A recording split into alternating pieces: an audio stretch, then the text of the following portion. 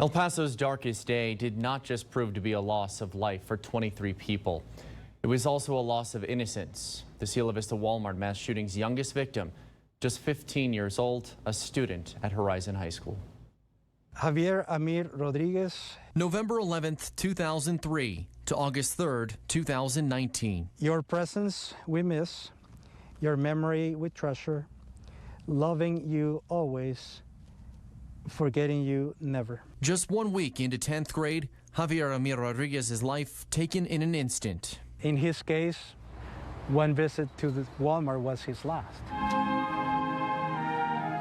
2 days later, the Horizon High School family gathered to remember Javier. How sweet the sound.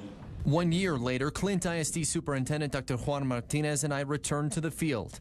Dr. Martinez bringing with him a memory of Javier that lives outside his office. There is not a moment that if I come here, which this week I've been here at least 3 times, and every time is the first thing that comes to my memory, and it's him. Dr. Martinez describing the field as Javier's place. It's where he could do what he loved most, to play soccer.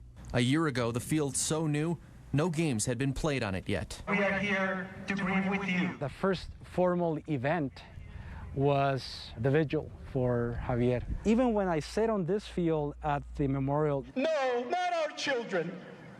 Stop taking them away from us. Not even a month later, it happened in Odessa. It brought back again those memories of frustration and anger that you couldn't do much to bring him back. A year ago on this field, you said, we can transfer our anger into something good. And that's what we will do. Proof of that coming from a decision made during a ceremony earlier this year. While Javier can't come back physically, he will always live on at his place on the field. The school decided that the captain of the team will always wear the number 15. We decided not to retire the jersey so that his memory, his number was still on the field every time they play. Over the last year, what has been the toughest moment? The toughest thing was to see his mom and his sister again. The toughest thing for me is to try to experience her pain, and I never will be able to. But it was very hard to see her. How precious did that grace appear. It's been a full year. It brings me back to that day that I was on that field for that vigil.